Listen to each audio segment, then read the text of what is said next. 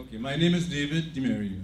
Hi, I'm a David. member of the Constitution Reform Forum. Welcome to the committee to Port of Spain, my hometown. I realize most people don't recognize me from Port of Spain. Everybody else posts about it. So. All right. I just want to say a few things.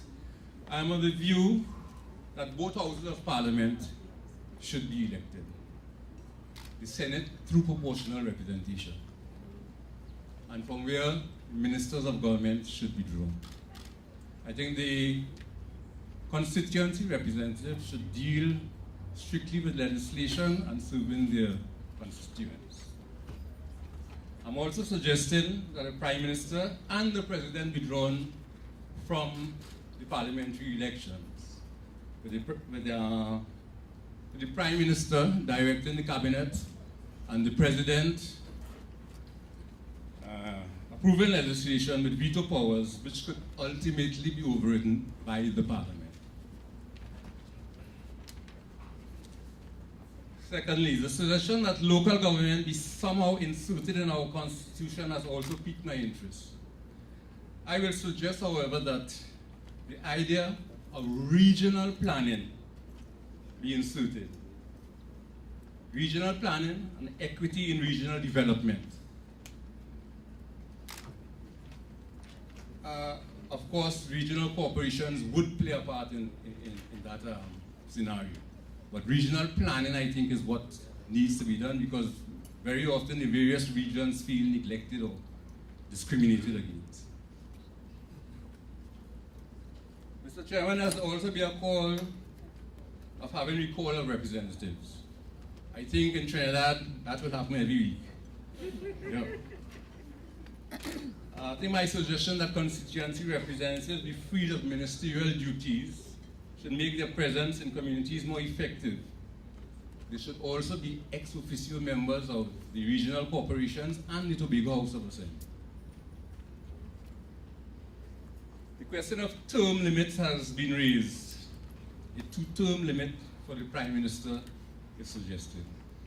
Wherever this has been done, at the end of the 2 terms, somebody wants another 2. Right? I think maybe 3 terms with a reduction in the number of years before the election is called, let us say to 4 years instead of 5, could be a compromise.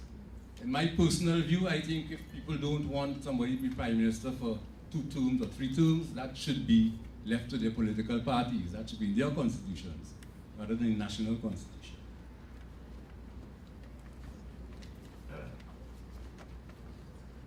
A fixed date for elections is also proposed. Right now, our system provides a means of having elections before the complete time frame has elapsed. For example, you have a vote of no confidence, etc. I think that is a good thing.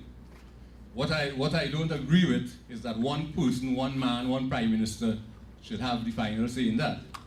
I think it should, Parliament should have that decision if there is to be election before it is due. So I'm saying that the question of a fixed term, I think the flexibility we have is good.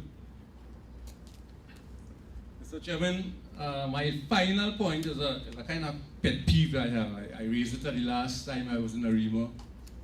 Mr. Ghani was there. The way the country is going now, your personal protection, the protection of your property is compromised. Right?